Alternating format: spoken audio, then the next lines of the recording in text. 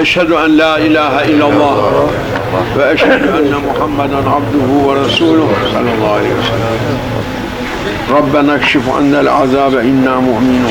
Sıkıntıyı, azabı açan yalnız sensin. Biz müminleriz.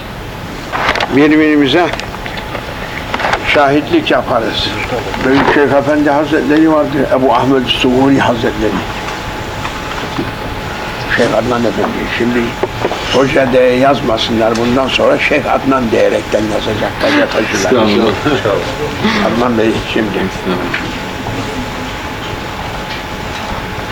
Euzubillahimineşşeytanirracim. Bismillahirrahmanirrahim. Meded ya sultanel enbiya, meded ya sultanel.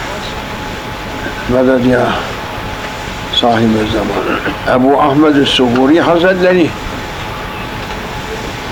Altın Silsile'de ismi geçen Mevlana Halid'den sonra bize yetişen kolun üzerinde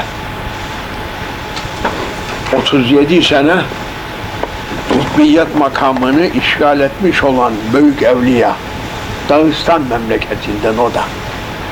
Onun şeyhi Seyyid Cemaluddin Humuki Hazretleri'dir. Karacaahmet'te yatır. Evet. Allah sırrını takdis etsin. Humuk Türklerinden ve seyyidlerindendi. Hüseyni. Allah sırrını takdis etsin. Bir kimse onun huzuruna gelirse bir kelime-i şehadet geçirelim diye söze başlardı. Benim imanıma sen şahit ol, sana da ben şahit olayım. Şimdi biz buraya ne sıfatla geldiğimiz bilinsin diye kelime-i şehadeti getirdik. Hepimiz de getirdik. Birbirimize inşallah mahşer gününde daha böyle şahitlik yaparız. İnşallah.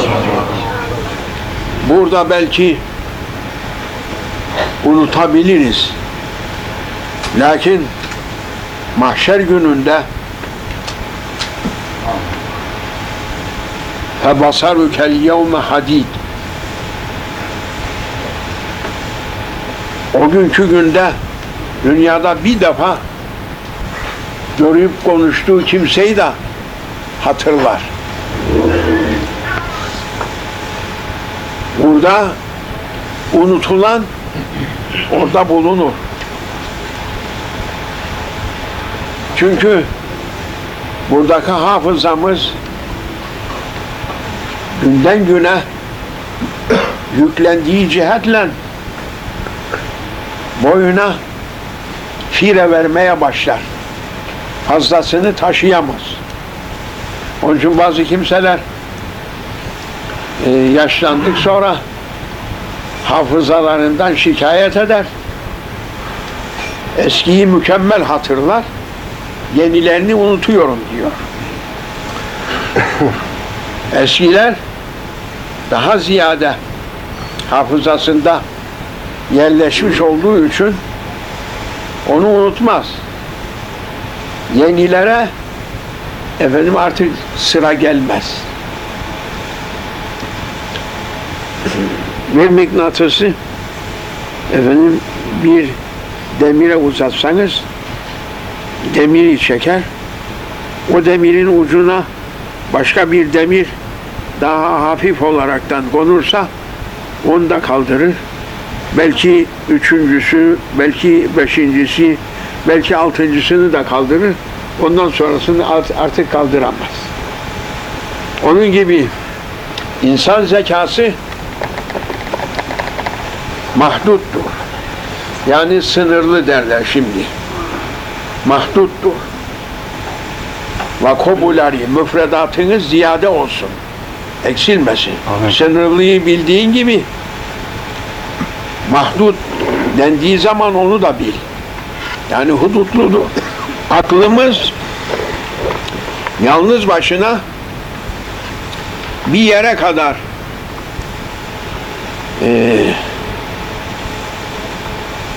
hıfz edebilir, saklayabilir. Ondan ötesinde saklayamaz. Ancak zekamızı ruhaniyetimizden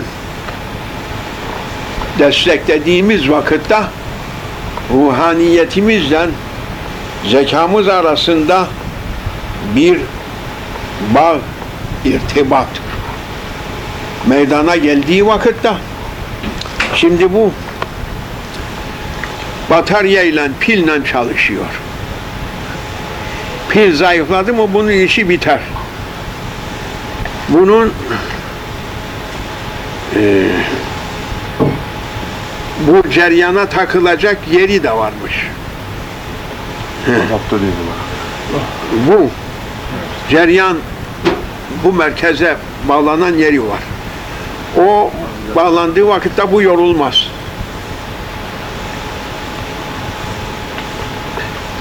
Asli olan menbadan bu kuvvet alır. Batarya gibi değil. Yalnız kafasıyla işleyen kimsenin işi bataryayla çalışan, pille işleyen alete benzer. Kalbini çalıştırabilen kimse, yani ruhaniyetiyle zekasına yetişen, zekasını destekleyen kimsenin yorulması yoktur. Unutması da yoktur. Şeyhimiz Sultanül Evliya 3 yaşındaki vukuatı da 3 yaşındayken olan vukuatı da eksiksiz söylerdi. Kendisi 100 yaşını mütecaviz olduğu halde, ümmi de olduğu halde unutma diye bir şey yoktu onda. Çünkü maneviyat çalıştığı vakitte insanın yorulması yoktur. Gerilemesi de yoktur.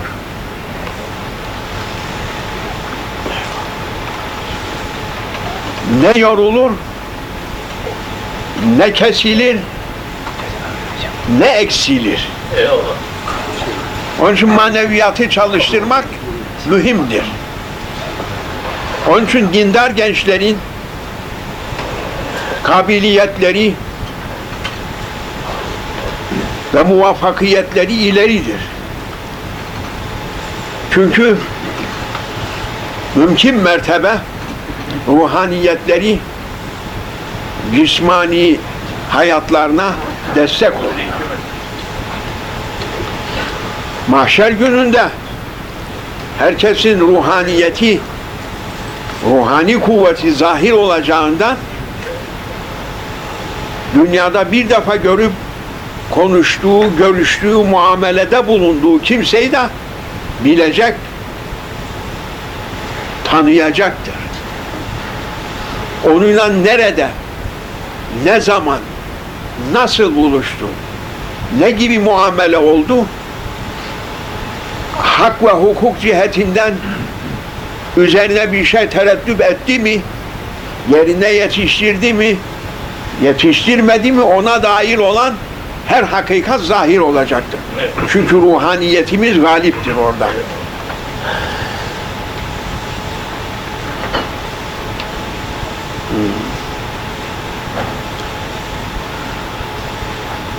Bizim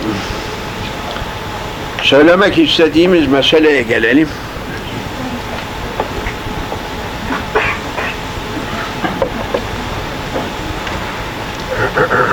Suvuri Hazretleri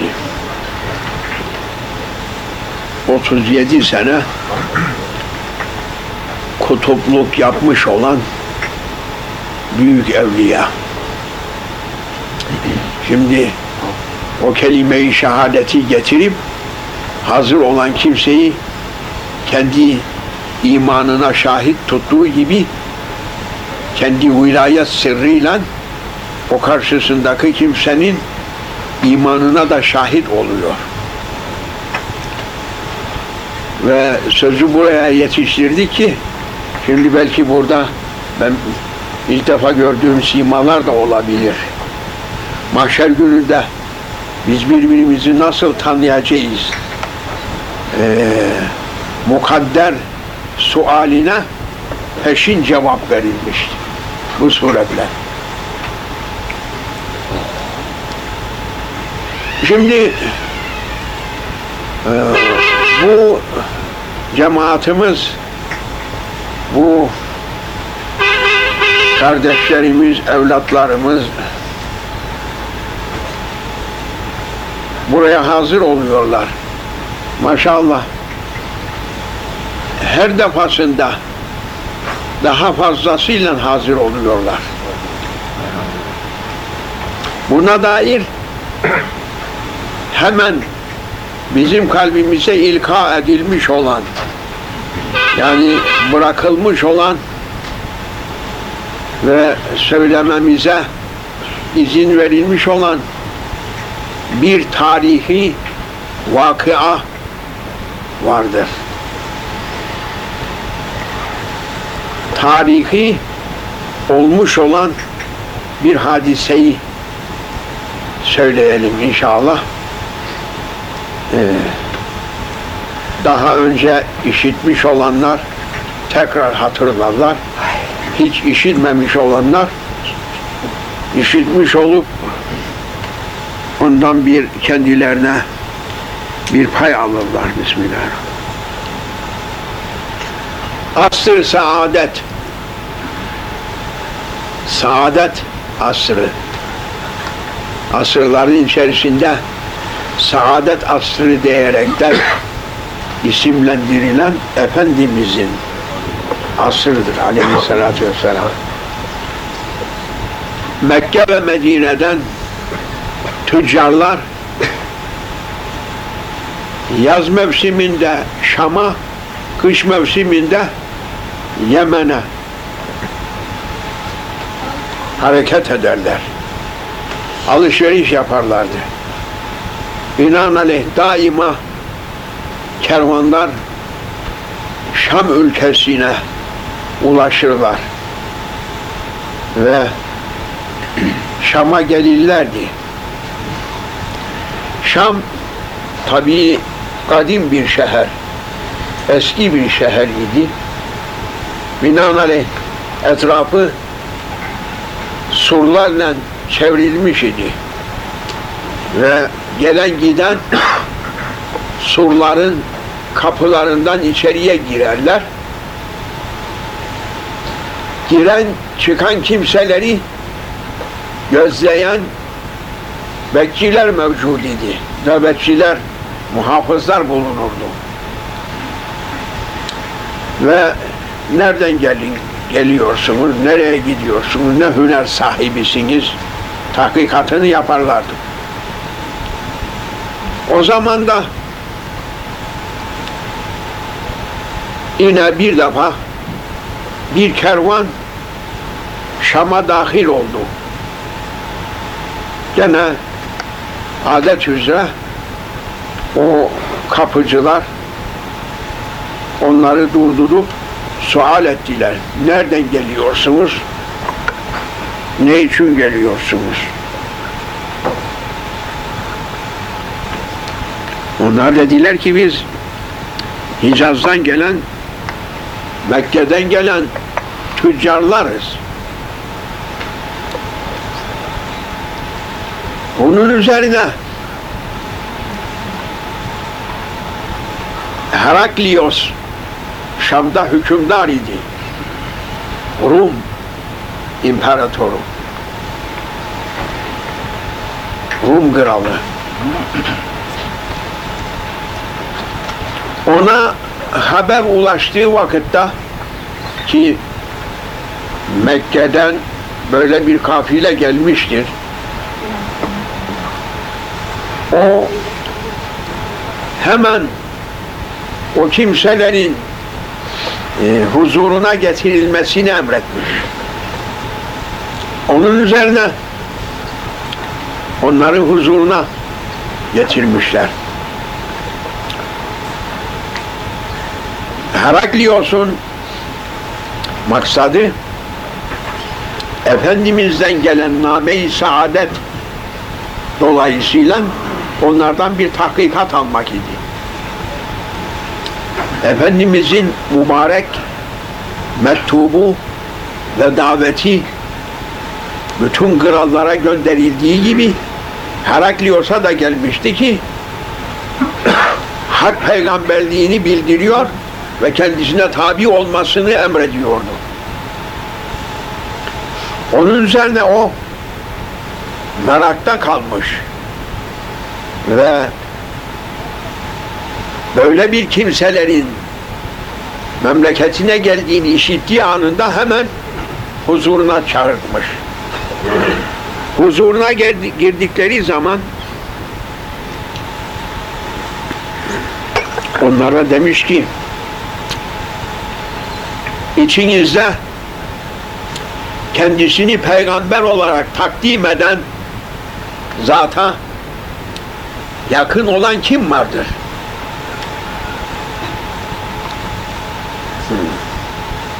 Ebu Süfyan ismindeki o kervanın içerisinde bulunan bir kimse ileri gelmiş.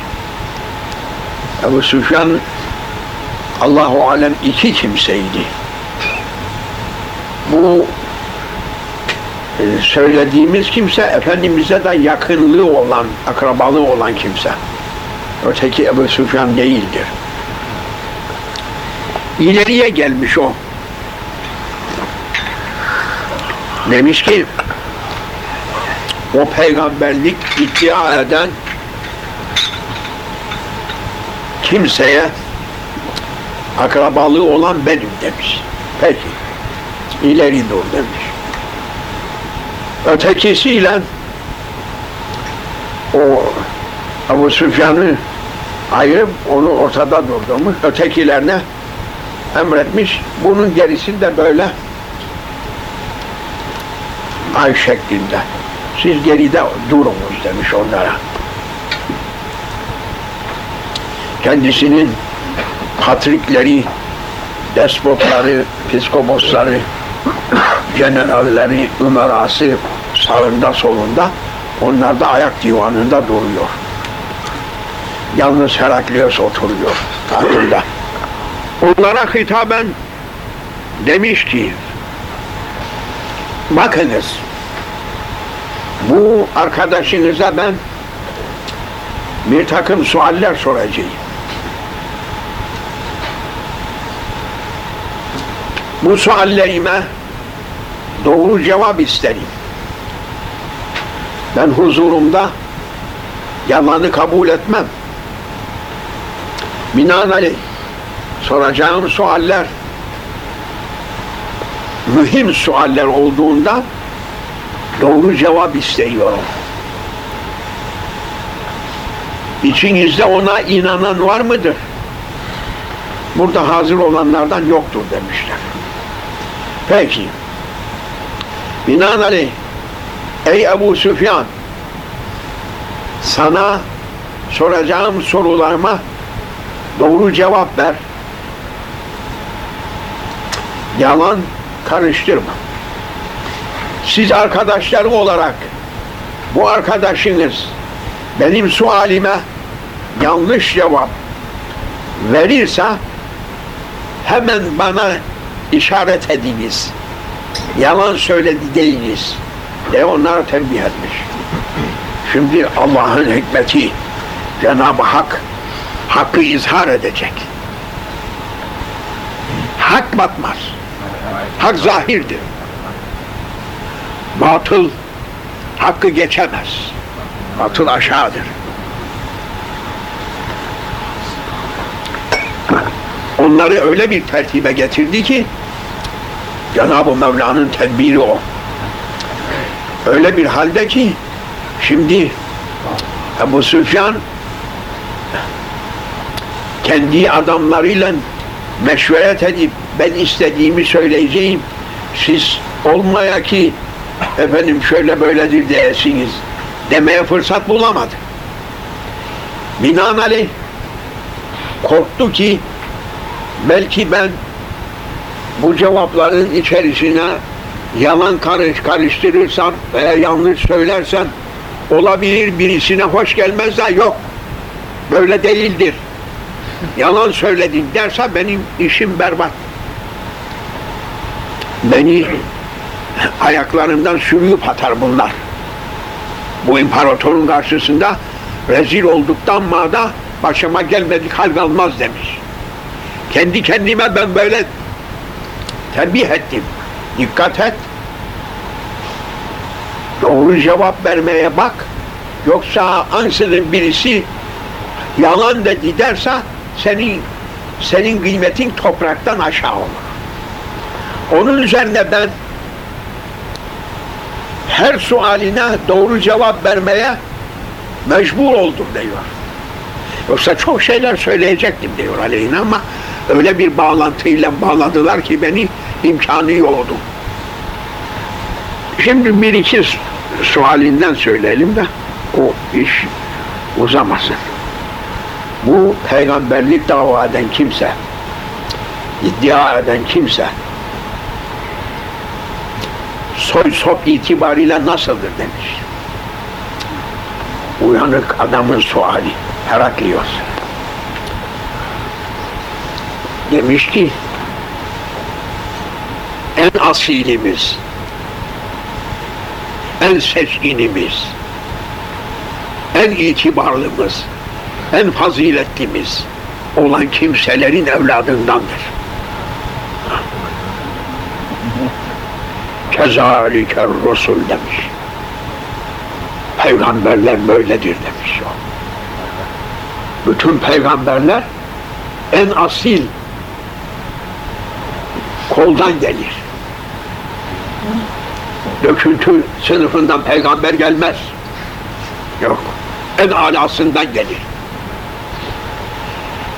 Estağfirullah. لَقَدْ جَاءَكُمْ رَسُولٌ مِنْ أَنْفُسِكُمْ veya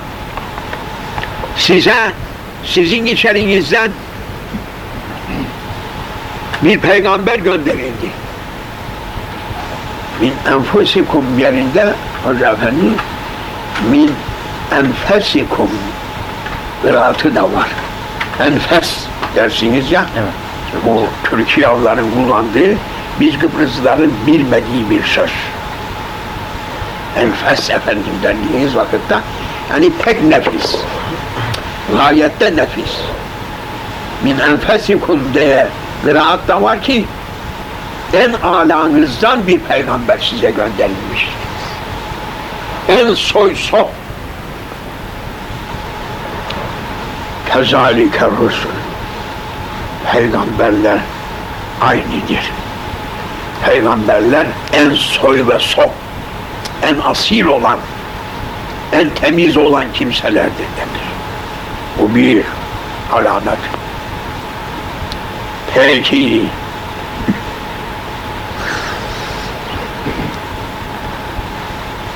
bu kimsenin dünyaya bir tamahı var mıdır? Bir karşılık bekliyor mu? İman edip kendisine tabi olanlardan hayır demiş. Onlardan maddi bir karşılık beklemiyor. Belki biz ona seni altına gark edelim, seni üzerimize padişah ve sultan kılalım dediğimiz halde ki sen bu iddiandan vazgeçesin, peygamberim demeyesin, la ilahe illallah kelime-i tayyibesini bırakasın, seni biz altına gark edelim dediğimizde, öyle bir teklifte bulunduğumuzda onun cevabı çok kat'i bir cevap oldu. Bize dedi ki bu elime güneşi, bu elime ayı koyacak iktidarınız olsa, Bütün hazineleri ayağımın altına atsanız hepsinin üzerine basarım, kabul etmem. Bu sözümden dönmem. Çünkü ben bu hizmeti sizden bir karşılık mukabili yüklenmiş kimse değilim. Ben Rabbul Arşil Azim olan Arş-ı Azim'in Rabbinden bu vazifeyi yüklenmiş olan kulum. Onun emrinden size bunu ben tebliğe memurum. Beni ödeyecek olur, ondan ödeneceğim. Sizden bir şey istediğim yok, sizden ödenmek istemiyorum. Aleyhissalatu vesselam.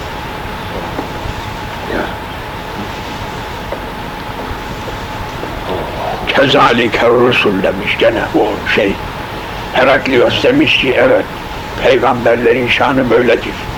Hiçbir peygamber peygamberliğine karşılık hadi bakalım çıkarın köşeleri getir o tepsiyi diye para toplayan olmadı. Kimse bir şey istemedi.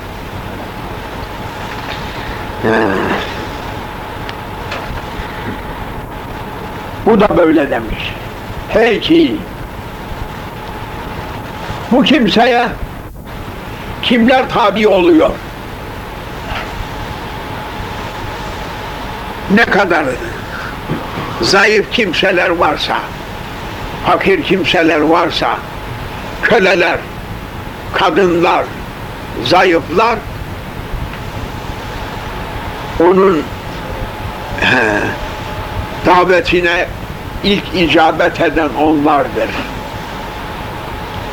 Gene Heraklios kezalike Resul demiş. Peygamberlerin de işi böyledir. Peygamberlere de tabi olanlar kavmin azgınları değildir. Zayıf olanlar bir melce arayanlardır ki onlar peygamberin arkasına gelir. Onlara tabi olur. Zayıf kimseler ve köleler. O da tamamdır demiş. Peygamberlik alametidir bu da. Peki buna tabi olanlardan tabi olduktan sonra efendim dönen var mıdır? Onu bırakıp da tekrar eski dinine dönen var mıdır? Yoktur demiş. Bir defa ona iman ettikten sonra ne kadar meşakkat çekseler de ki seneler senesi Kureyş kavmi onlara en insaniyet dışı muameleyi yapıp onları mahsur kıldıkları halde onlar ondan ayrılmamışlardır. Kezalike Resul. Yine o demiş ki peygamberlerin işi de böyledir. Bağlanan kimse onlardan dönmüyor. Yine demiş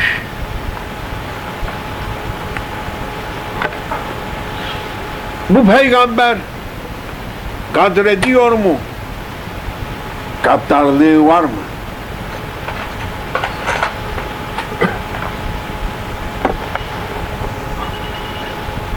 Onu bıraktığım güne kadar böyle bir halini görmedim. Ancak o günden bugüne aradan bu kadar zaman geçti. Onu bilemiyorum. Bunu demeye cesaret buldum diyor. Bu kadarcık olsun zehir dökmek istedi. Lakin Heraklios akıllı anladı. şimdiye kadar gaddarlığı yok, kadretmiyor. Yani söz verip, eman verip de ondan sonra arkasından vurma diyerekten gadir yapması o yoktur. Kezaliker Resul. Yine peygamberler gaddar olmaz. Peygamberlerin işi aşikaredir. Gizli değildir. Peki ona tabi olan kimseler günden güne artıyor mu, eksiliyor mu? Demiş ki eksilme şöyle dursun, artmaktadır. Kezalikel Resul. Gene demiş ki peygamberlerin şanı böyledir. Çünkü hak yolunda toplanan ziyade olur. Günden güne artar. Eksilmez. Onun hak peygamberliğine bu da delalettir demiş Heraklios. Çünkü hak yüzleri, yüz binleri, milyonları, yüz milyonları taşır.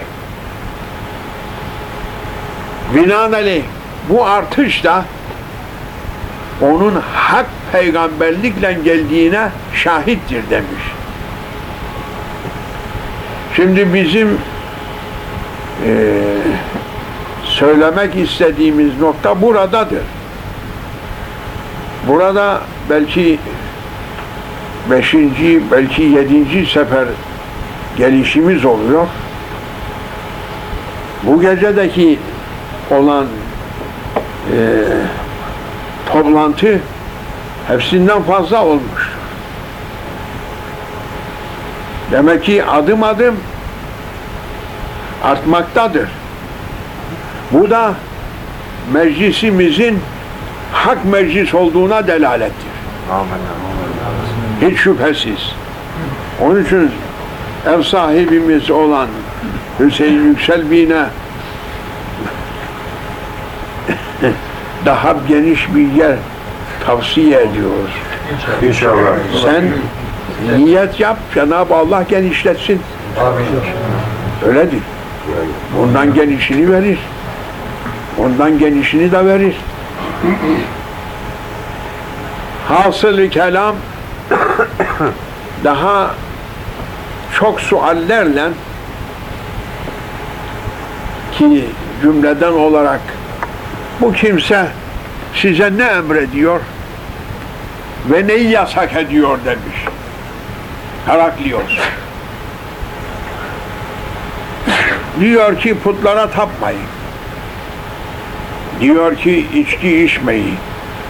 Diyor ki kumar oynamayın.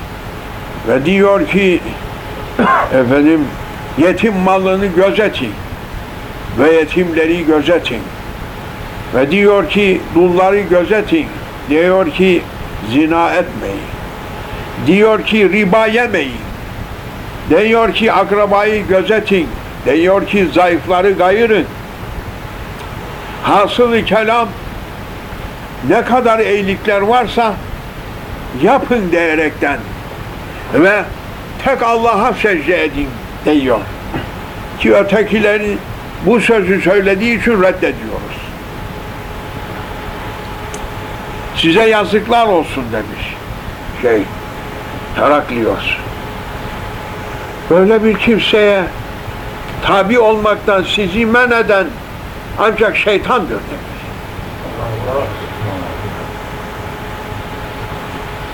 Size bunu emrediyor. Ve bütün kötülüklerden bizi men ediyor diyorsun. Siz ne gibi insan arıyorsunuz tabi olmak için? Evsafı nasıl olacaktır?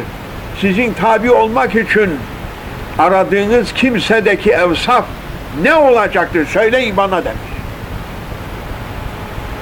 Siz elbette ki şaşkın bir kavimsiniz. Lakin ey kimse, eğer ifaden böyleyse, bu kimse hakkındaki ifaden buysa, ben İmparator Heraklios'un bu iki ayağımın bastığı bu toprak da onun ümmetlerinin olacaktır. Bu Şam toprağı da onun ümmetlerine verilecektir. Dilerdim ki o günde onun huzurunda bulunup onun ayakkabılarını çevireydim. Temenni etmiş Heraklios, Rum İmparatoru. Belki işittiniz bu meseleyi, belki işitmediniz. Lakin tarihi olan bir vakadır bu. Ve Heraklios bu suretle Efendimizin hak peygamber olduğunu anlamıştır. Yalnız imanını izhar etmekte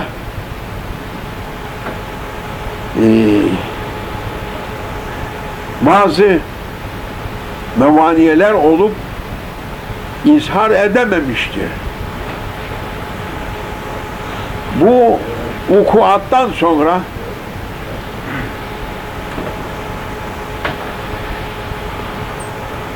o Heraklios kendi ülkesindeki bütün patrikleri, piskoposları, keşişleri, ileri gelen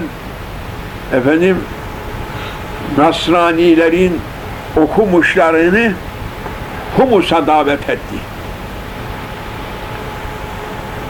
Ve orada büyük bir meclis akdeyledi. Kendi tahtının üzerinde oturdu. Askerine emretti ki gelen içeriye girip yerleştikten sonra kapıları tutun. Kapılardan kimseyi salıvermeyin. Sonra tahtından orada birikmiş olan o piskoposlara, keşişlere hitap ederek demiş ki sizi buraya toplamaktan maksadım kitabımızda gelmesi mukarrer olan, bildirilmiş olan ahir zaman nebisinin geldiğini ve göndermiş olduğu namesinin, yani şerefli mektubunun muhtevasını gördüm. Benim kanaatimce bu kitabımızda gelmesi beklenen o peygamberdir. Ne dersiniz? Tabi olalım mı? Deyince arslan görmüş yaban eşekleri gibi. Haşa minel huzur. Cenab-ı Hakk'ın tabiri. Estağfirullah. Keennehum humurun müstenfira ferret min kasvere. Sanki onlar ürküp kaçan yaban eşekleridir ki kasvere dediği arslan manasınadır. Arslandan ürküp kaçan. Onlar misali kapılara hücum etmişler. Kalkıp meclisten kaçmak istemişler. Asker yok geri. Kapılar kapalı, kapılar tutulmuş olduğu için kimse dışarıya çıkamadı. Binaenaleyh tekrar gelip oturdular. İmparator canı sıkıldı. Adam akıllı. Bildi ki kavmi ona tebaiyet etmeyecek, yani uymayacaklar. Makamından kıyam etti. Ve dedi ki: Eyyüher ruhban vel esakife, ey ruhbanlar, ey keşişler,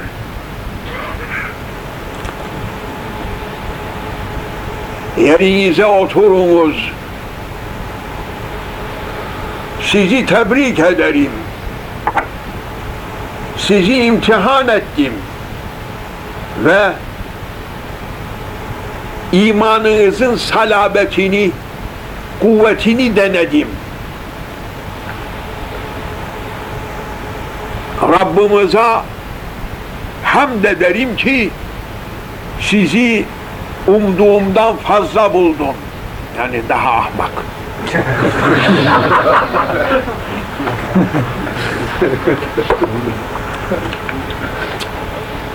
Binaenaleyh size hilatlar giydireceğim. Sabit kadem olunuz. Onun üzerine bir alkış koparmışlar. Yaşasın bizim imparator. Aldanmadı ve sabit kadem oldu diyerekten. İşte o vesile oldu. İmparator baktı ki bunlar meram anlayacak cinsinden papaz değil. Efendim, binaenaleyh nereye kadar giderlerse cehenneme gitsinler dedi. Varsınlar, haşrolsunlar cehennemde. Onları o suretle bıraktı. Kendi imanını izhara o hadise mani oldu. Ondan sonra efendim akıbeti Cenab-ı Hakk'ın elindedir. Elbette ki Cenab-ı Peygamber'in hitabına mazhar olup o name-i saadet eline yetişen bir kimseye ilahi lütuf da yetişmiştir. Özrüne mebni imanı gizlide kalmıştır. Lakin Habeş kralı kabul etti, İslam'ı kabul etti, Efendimiz'e haber saldı. Binaenaleyh o vefat olduğu vakitte Efendimiz Necaşi'nin gayip cenaze namazını kıldırdı.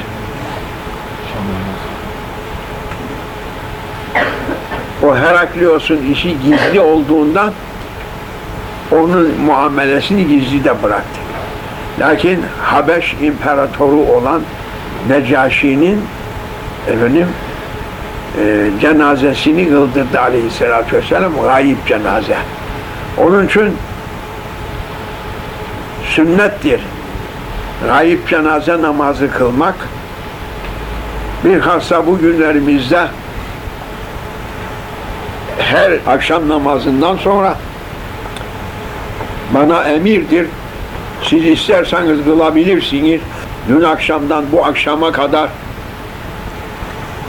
kaç kimseler ümmeti Muhammedi'den iman üzere geçmiş ise onların namazını kılmak bana emirdir. Siz isterseniz kılarsanız sevabını alırsınız. Gayip cenaze, hazır cenaze, musalla taşından getirilen cenaze. Gayip cenaze bizim elimize geçmeyen cenazedir. Ki ahar milletten, Hristiyanlardan son deminde imana müşerref olanlar vardır. Onu papaz da bilmez, hoca da bilmez. Bilinse efendim papaz teslim almaz o cenazeyi, bizden değildir der. Müslümanlara havale eder. Lakin binlerle Hristiyanlar vardır, milyonlarca Hristiyanlar vardır, milyarlarca Hristiyan var.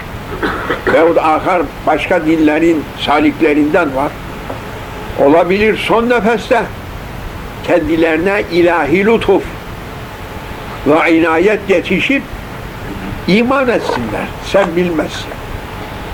Şimdi bizim o akşam namazında sünnetinden sonra kıldığımız 4 tekbir ile bir cenaze namazı onların hepsini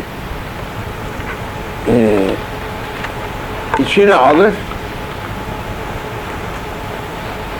Cenazesi kılınmayan tek şahıs kalmaz.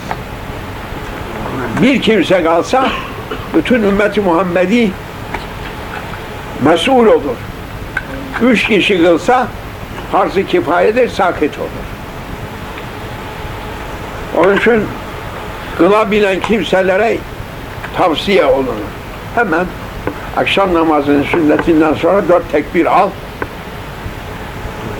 Gayip cenaze namazına diyerekten. Efendim? 3 kişi mi? 4 kişi. Zararı yok. Tek başına da olur o. Çünkü başka yerde de bulunacaktır. 1, 2, 3 olur o vakit. Melaike de tayin alınmıştır. Onlar da tekbir alır sizle beraber. Eğer başka bulunmasa siz de 3 kişi olursunuz o zaman. Kadın erkek ayırmak gerekir mi? Yok, umumi. Umumi olarak da bulunabilir. Peki, tevfik Cenab-ı Hak'tandır. Hürmetil Habib, hürmetil Fatiha.